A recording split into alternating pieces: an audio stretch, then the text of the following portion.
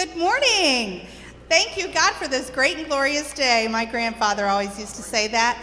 Let's stand up and worship our Lord who gave us this bright, sunny day.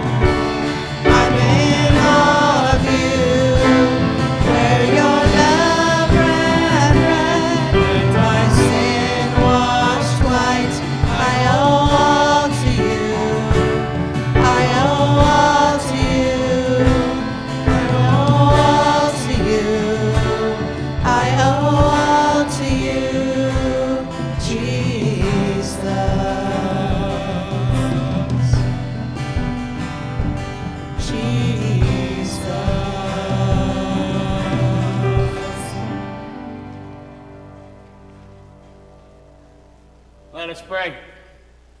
Holy God, in the waters of baptism, you called us to a life of faith, and you formed us into a community in your name. Make us a great nation, Lord, of believers who are intent on sharing the blessings that you have given us. as abundantly as we receive them. Amen.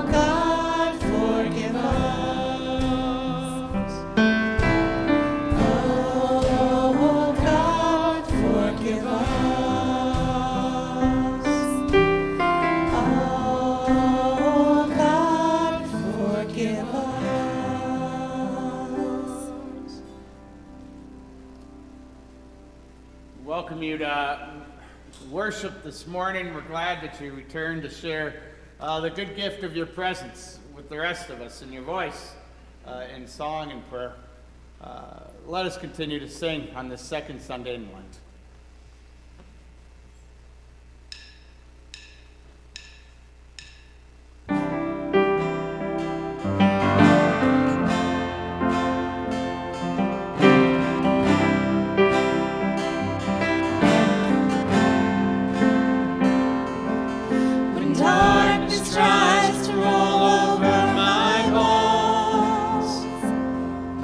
Sorrow comes to steal the joy I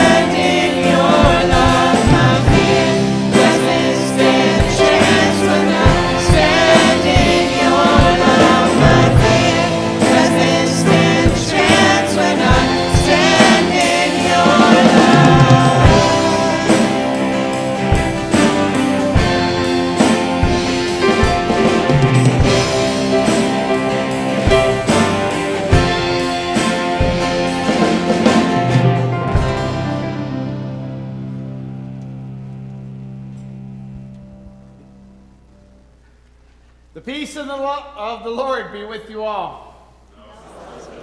Let us share God's love and God's peace in a way that limits physical contact. We were hugging.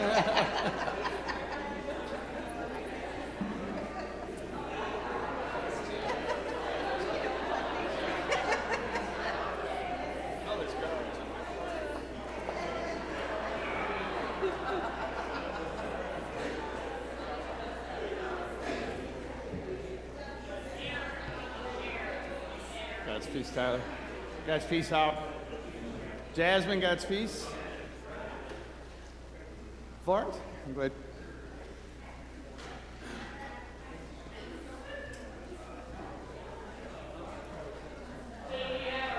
And Miss Angela, or Betsy, or wherever, you can take the kids out. You can take the kids out. Our Chancel Choir is organizing themselves up here to provide a good gift.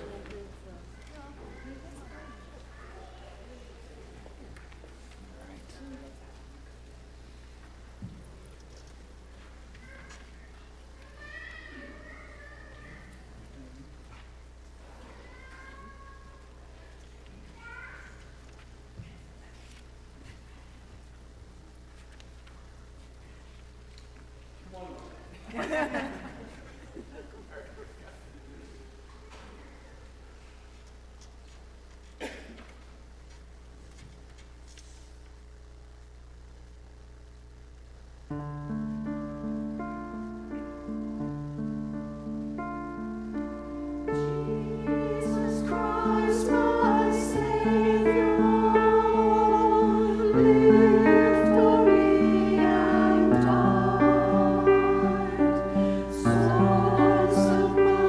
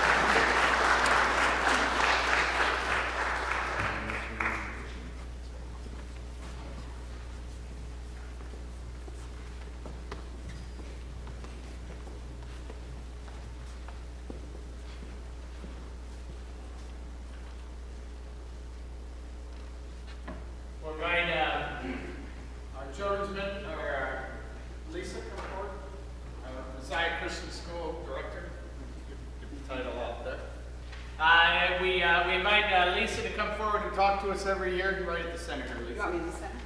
Every year in order to encourage you to think about our school, not just for your children or the children that you might not have any longer in your house, but for your neighbor's children and your grandkids possibly, or nieces and nephews, or any family member. Just choose one and Matt will figure it out. You know me. There you go. All right. There you go. Good morning. I always struggle with the microphone, so I'll use my very loud Mrs. Powers school director preschool voice. A person's a person, no matter how small. These wonderful and meaningful words spoken by Dr. Seuss have become my mantra as I celebrate my 11th year at Messiah Christian School. Today's early learners represent all that is good and beautiful in our world, and I am so grateful to each of you for allowing me to serve them and you through our wonderful ministry, Messiah Christian School. The school opened its doors in 1970 and continues to prosper and grow. We serve children who are 3 years of age through kindergarten in Reynoldsburg and many of our surrounding communities. Our mission is to provide, with God's grace, a comfortable and safe Christian environment where all children are honored and encouraged to learn, explore, grow, and experience God's love. Those associated with Messiah Christian School respect themselves as children of God, created in God's image and worthy of God's love, so that they may treat others in the same manner. Our school is filled with a culturally diverse group of early learners who are proudly led by a dedicated early childhood teaching team. You will find Messiah teachers in their classrooms, after school, during school, on weekends, and during much of their summer. They work tirelessly at their profession and have created learning environments and classroom communities that are truly impressive and promote exploration, learning, and a love of education. The Messiah teaching team also participates in a variety of professional learning opportunities, and they attend both national and local early learning conferences. Our school remains financially stable. We manage our own budget with oversight from the school's board and council while contributing monthly to the church. Our tuition rates remain some of the lowest in the area as we continue to fulfill our vision of providing a quality Christian education to as many families as possible. We are licensed by the Ohio Department of Job and Family Services. We are inspected annually and pass our inspections with flying colors, always receiving positive feedback from our licensing specialist. We are currently enrolling for the 2020-21 school year. We offer a variety of classes. Our preschool classes are for those children who are potty trained and have reached their 3rd birthday by September 30th. We offer classes on Monday, Wednesday, and Friday morning from 9 to 11:30, or in the afternoon from 12:30 to 3 o'clock. Our preschool classes are a wonderful way to introduce your child to the wonders of learning and social interaction. For the pre-kindergarten age child who has reached their 4th birthday by September 30th, we offer both part-time and full-day class options. Our part-time pre-kindergarten classes meet daily, Monday through Friday on school days, again from either 9 to 11:30 in the morning or 12:30 to 3 o'clock in the afternoon. Our very popular full-day pre-K kindergarten program meets Monday through Friday from 9 o'clock to 3 o'clock. This program features a hot lunch prepared and served daily here at the school, the cost of which is included in your tuition. Our preschool and pre-kindergarten programs all follow a curriculum based on the Ohio Early Learning Standards, and our curriculum is designed to lovingly and playfully develop each child's spiritual, social, emotional, physical, and cognitive growth. Our teachers employ a variety of quality teaching methods and strategies in their classroom communities, while laying the foundation for a lifelong appreciation of learning and knowledge. We embrace teaching teams in our classroom communities, both for preschool and pre-K, which allows for a wonderful student-to-teacher ratio. Our full-day kindergarten program is offered to children who have celebrated their 5th birthday by August 1st. This program was reopened at Messia in 2011 at the request of several school parents who were concerned about the lack of full-day kindergarten programs in the area at that time. Since 2011, we have proudly graduated 130 kindergarten students, and our class of 16 will graduate in May. Our kindergartners follow the Super Kids curriculum for language arts and literacy. They also have both a Bible and math curriculum daily. Science, social studies, and the arts are also achieved in our kindergarten classroom communities. Our kindergartners are led by a degreed and licensed teacher, and our classroom is experienced by no more than 18 students. Last week, we joined together the church's Young at Heart seniors with the school's emergent kindergarten readers. This group of amazing church volunteers have agreed to meet each month with our kindergarten class and provide them with a captive audience for developing their reading skills. For me, one of the greatest joys, and there are many joys associated with Messia Christian School, but perhaps one of the greatest is watching the development of an emergent young reader, and how wonderful it is to bring the young and younger of Messia together to experience this. All of our school children participate monthly in chapel, led by Pastor Karl. Chapel is meant to reinforce the daily Bible stories and verses that are being learned in our classroom communities. All of our children also embrace the arts with monthly music and movement classes and art appreciation sessions. For our enrolled families in need of a safe and loving environment for their child outside of our school day hours, we offer an extended care program. Our morning session begins at 7 a.m. and runs until 9 o'clock when school begins.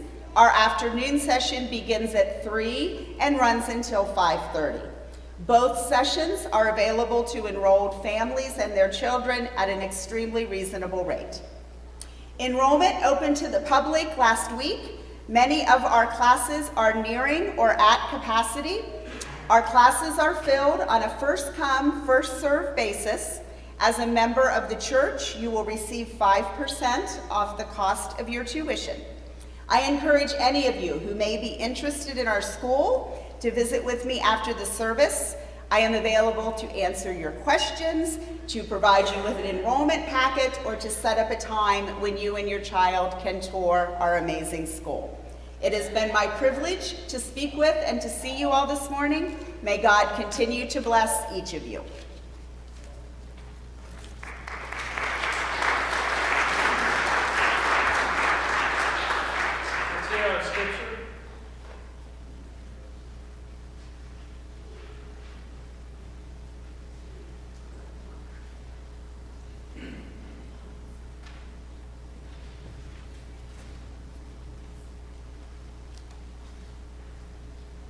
A reading from the book of Genesis. Now, these are the descendants of Terah.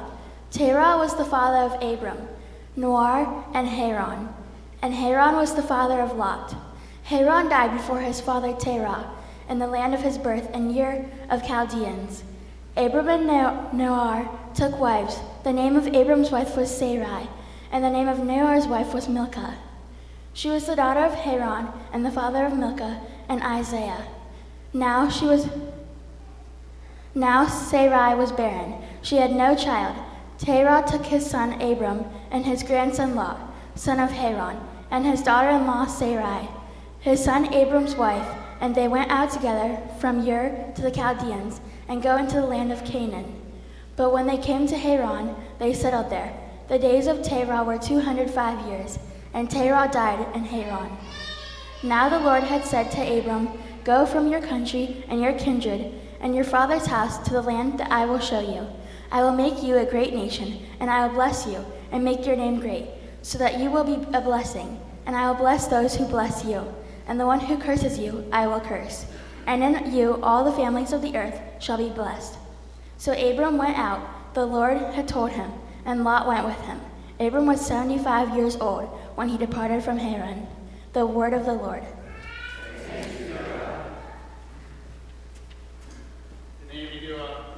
Abby do a wonderful job with that reading it.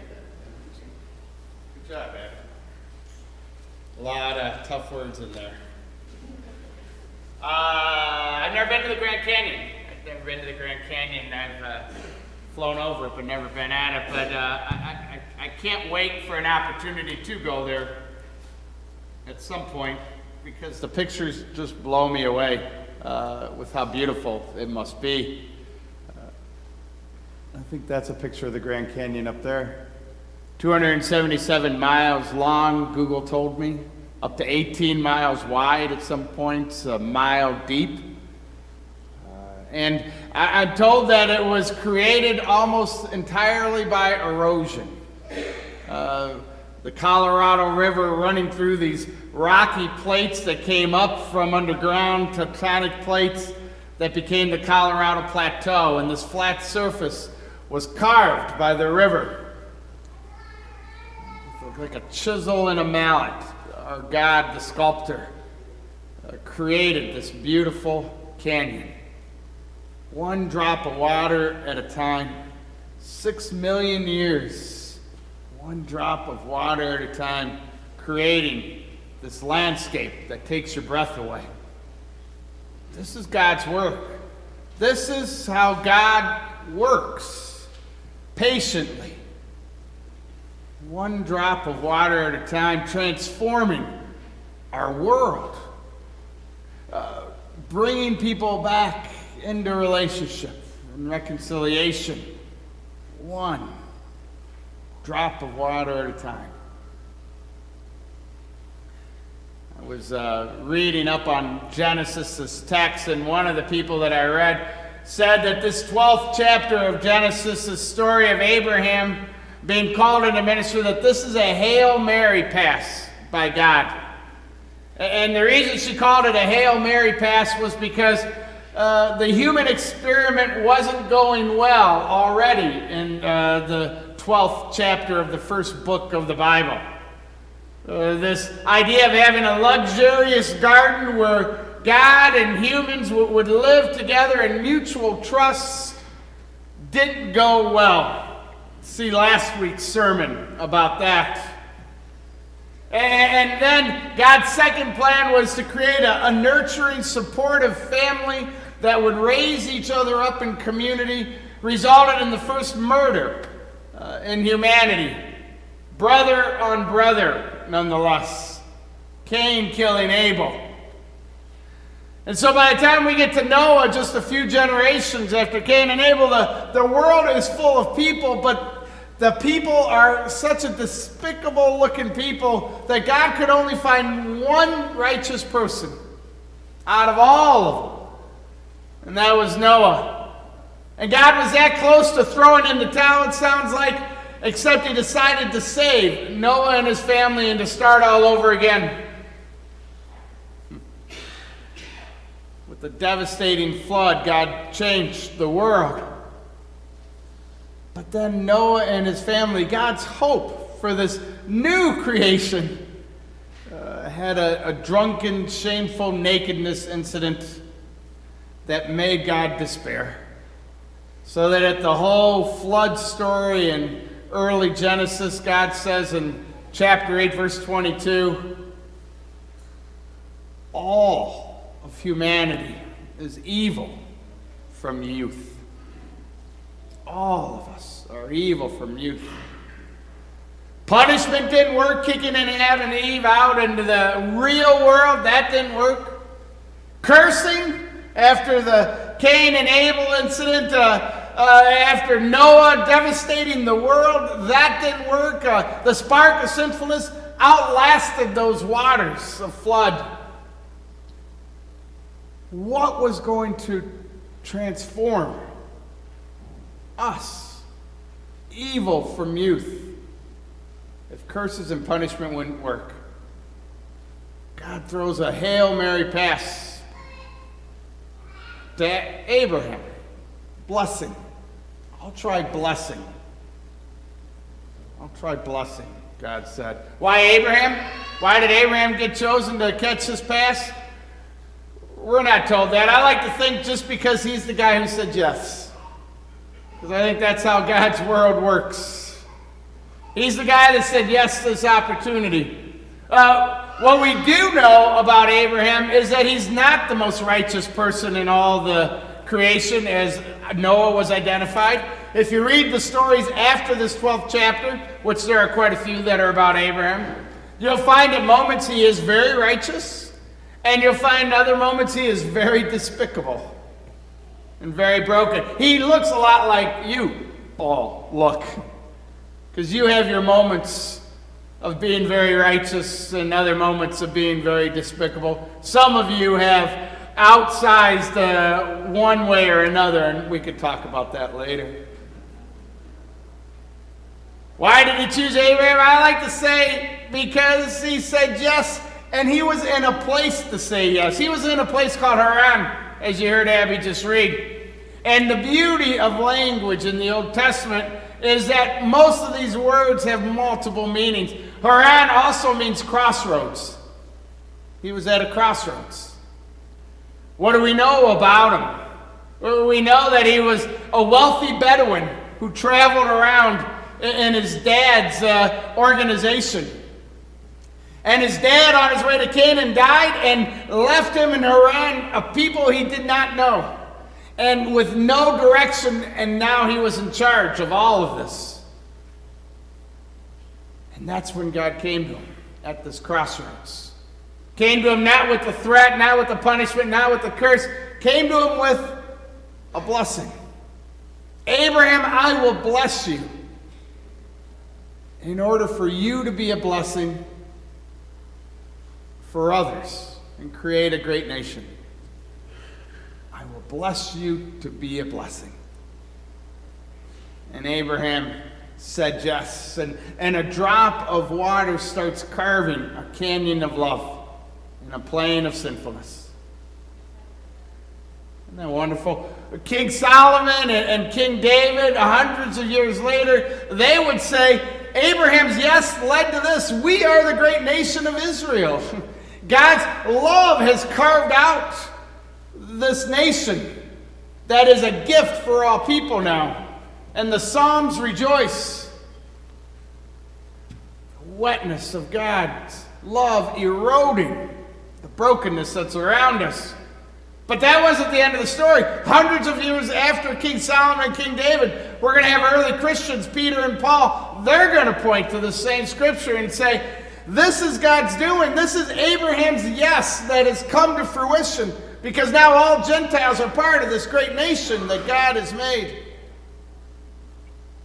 God's eroding love, recreating our world in his image. But God still wasn't done, because those drips of water of blessing are still changing our world today. And God now throws this pass of blessing to you. Why you? Because God's hoping you'll say yes. God's throwing this pass to you not because you're the most righteous person in the world. I don't think that person's in this room today. God knows you. You have your righteous moments and your despicable moments. God knows you from the birth in these waters of baptism. Why you? Maybe because you're in Haran today. Maybe you're at a crossroads and you're ready to say yes to a new opportunity to be blessed in order to be a blessing. Maybe this is the exact right time for God to throw you this pass. Maybe your youngest is starting school and you find yourself with more time, or your oldest has moved out and you find yourself in life with more room, or you've gotten some promotion and you find yourself with more wealth to share in the world, or you've found yourself crossing that glorious barrier into retirement, and you've got a whole new life to unfold and unpack. Maybe you've been taking care of somebody for years, and now you no longer need to take care of that person, and you have room in your life and passion and gifts to care for somebody else. Maybe you've had a devastating loss, and you're asking God, what now? And God speaks a blessing to your question. A blessing that's given in order for you to be a blessing for others. This is how God works in the world. God comes to us not with curses and punishment, but with invitation, and says, here, be blessed in order to be a blessing and make a great nation in my name. So yesterday I served for 4 hours at Joseph's Coat Furniture and Ministry, like I do many months out of the year on a Saturday morning. And I served because I have been blessed with time, now that I have an empty nest, and health, that I can still move furniture at 55 years old. And I served in order to share that blessing that I've received with others, so that neighbors in our community can receive slightly used couches and kitchen goods and chairs for their homes that are sparse and in need. And I wasn't the only one blessed and felt called to be a blessing that morning. Anthony Kirkman's there most Saturdays, first of the month, and he was there yesterday. Joe Finisi and Xavier Price were there with us. George Hodge and Harvey Thomas worked for the first time. And Tim Eck, who's there most Saturdays, first of the month too, was there. And they, for various reasons, felt blessed that morning too and called to share that blessing. And so that we filled up 2 trucks and a little more that day, full of couches and chairs and lamps and tables and recliners and boxes and boxes and boxes of kitchen goods and personal items and clothes and mattresses and bed frames, all given by people in our community who have received a blessing and thought, how can I share this blessing with others? Don't you feel how wet all this feels? How God is doing a good work in the midst of us, taking these small actions and transforming our community, creating this canyon of love. And when we returned with these 2 box of trucks full, we didn't return to an empty warehouse. We returned to a warehouse full of people. People that, like us, but for different reasons, felt blessed this morning and thought to come out and fold clothes and sort shoes and help neighbors who came in to shop and help people put couches on top of pickup trucks with ropes as they precariously drove away, happy for this opportunity to receive the slightly used furniture in the room that was empty and needed it. Karen Hankson was there from our congregation yesterday. Larry Merrick was there from our congregation. Maybe others hidden away in the various corners. But Joanne Barrett was there too, as she is most Saturday mornings. And this is, as many of you know, this was Joanne Barrett's idea 20 years ago. And Joanne Barrett used the gifts of time that she had in her late 50s, her gifts of motivation for people to get them to do things, her gifts of shaming people into doing things. Baruda and Rose and Susan and others, and gathered them.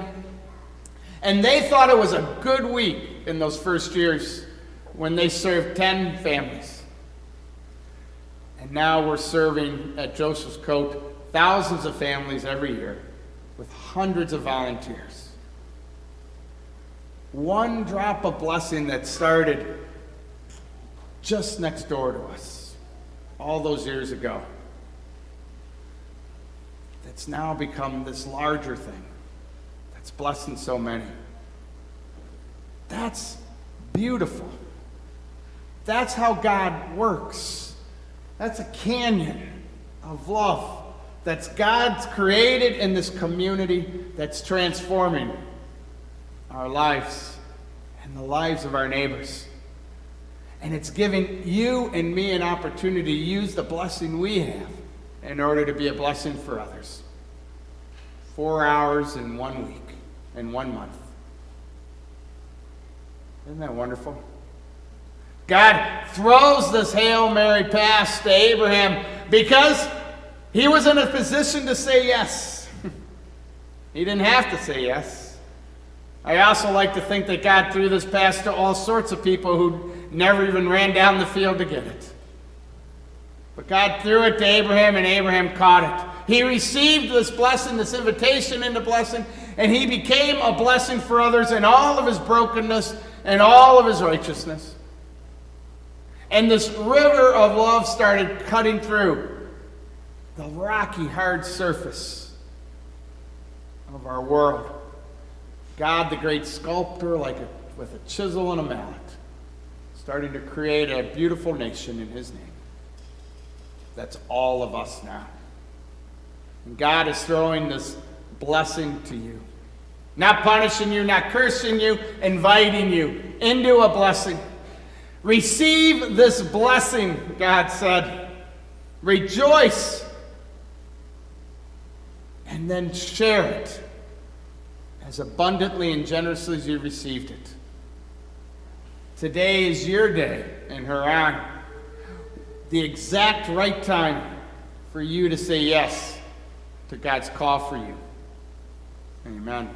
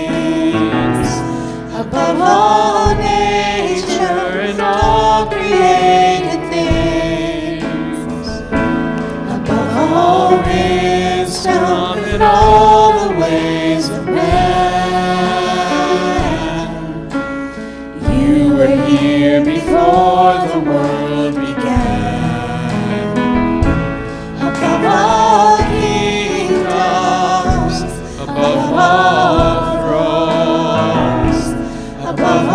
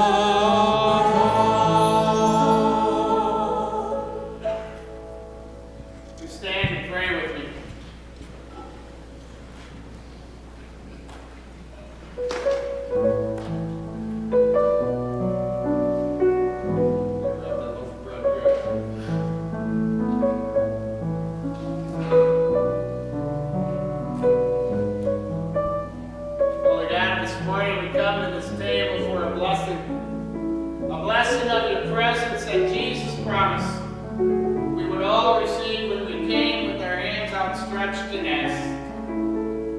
We give thanks for that promise of Jesus. For in the night in which he was betrayed, our Lord took bread and broke it and gave thanks, saying, "Take and eat, this is my body given for you. Do this in remembrance of me." And he got into supper, he took the cup, and he blessed it, and he gave for all to drink, saying, "This cup is a sign of the new covenant shed in my blood, for you and for all people, for the forgiveness of sin. Do this in remembrance of me."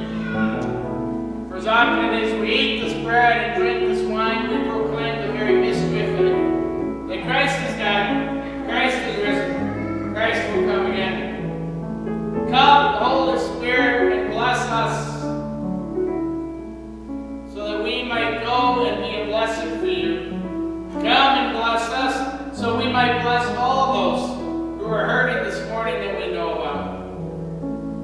Bless them with love and presence and acceptance and invitation. Come, Holy Spirit, and bless us, so that we might be people who bring peace to all those who are grieving this morning, like the Harvesek family, like Bill Botley at the loss of his mom. For all those who are preparing and anxious for surgery, like Pat Roper. For all those who are fighting cancer, like Meg Riley, Lois Berry, and Kimberly Berry, and Susan Franklin, and Lauren Blake, and Joanne Hammer. All those who are alone. Lord, make us your nation, your people, sharing in your love as abundantly and generously as received. Amen. Let us pray. Our Father, who art in heaven, hallowed be thy name. Thy kingdom come, thy will be done, on earth as it is in heaven. Give us this day our daily bread, and forgive us our trespasses, as we forgive those who trespass against us. And lead us not into temptation, but deliver us from evil. For thine is the kingdom, and the power, and the glory, forever and ever. Amen. You may be seated. Our communion assistants will come out. For the next month or so, we are going to share communion at this worship service as we do at the traditional worship services, which means when you come forward, you will take one of the empty cups that are out there, and we will pour those empty cups or pour the wine from a chalice into those empty cups. It simply limits the amount of human exposure to all this, I suppose. The body of Christ given for you. The body of Christ given for you. The body of Christ given for you. The body of Christ given for you.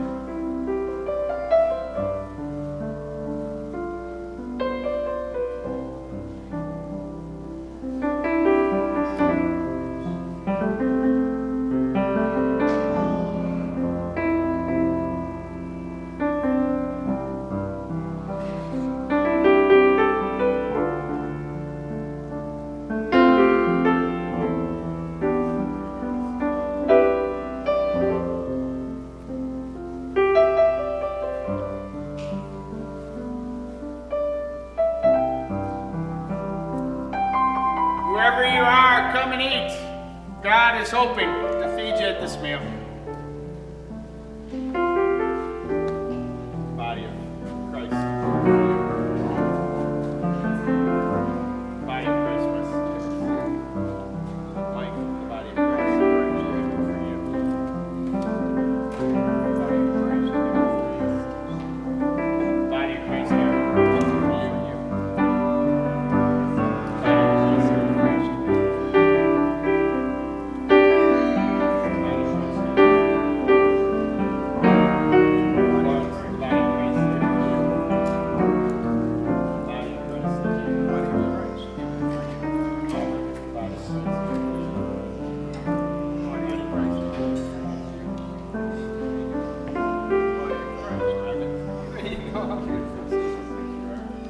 This is the body.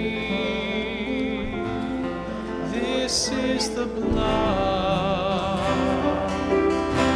Broken and poured out for all of us. In this communion, we share in His love. This is the body. This is the blood.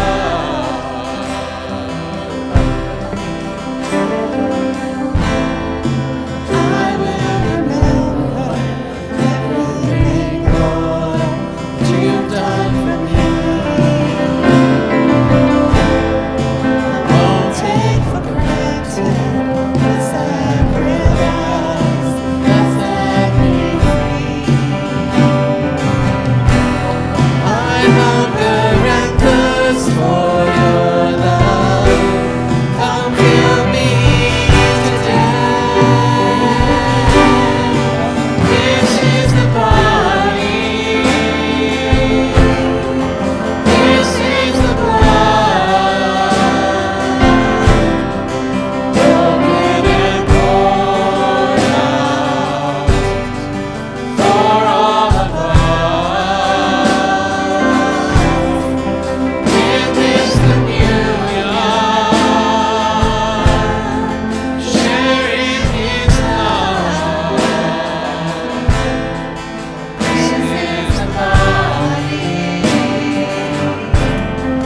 This is the blood.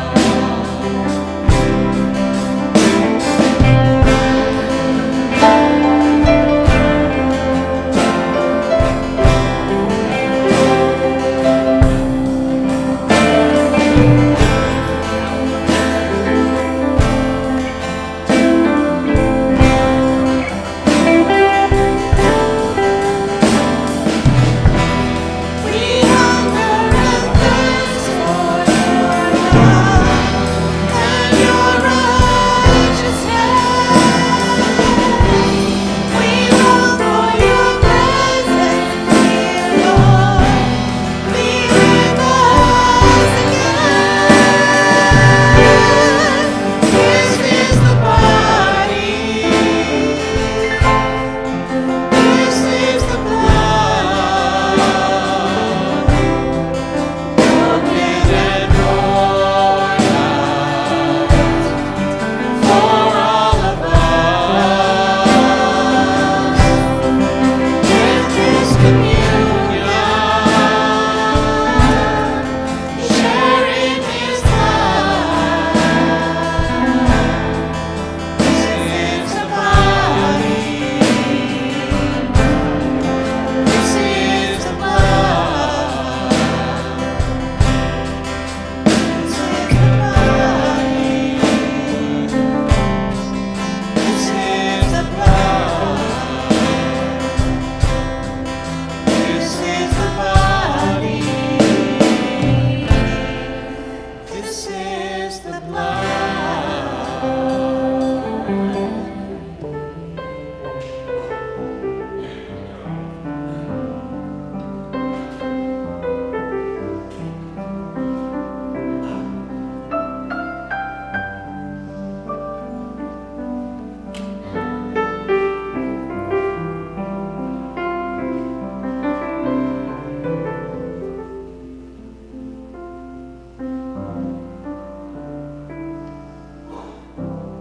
Body and blood of our Lord Jesus Christ, strengthen and keep you in His grace. Amen. Lord, thank you at your table, giving this great blessing of presence. We take that presence and show you peace and love, being a blessing to us. Amen. We're in the midst of Lent, so I encourage you to have a Lenten discipline of coming on Wednesday nights. 7:30 we have a beautiful, peaceful service, 30, 40 minutes long. Come be part of it. Good music, interactive sort of sermon we're trying to do in the midst of it. And Dr. Jim Child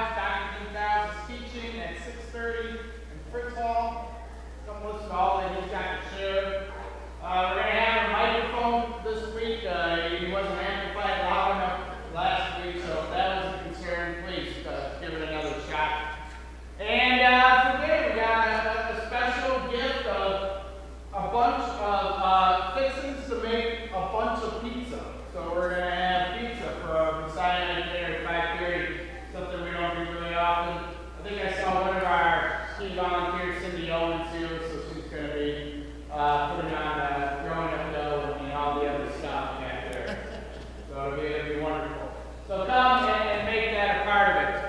And do I have youth? Youth tonight at 5. Okay. Is that what you were asking? No. But that's good.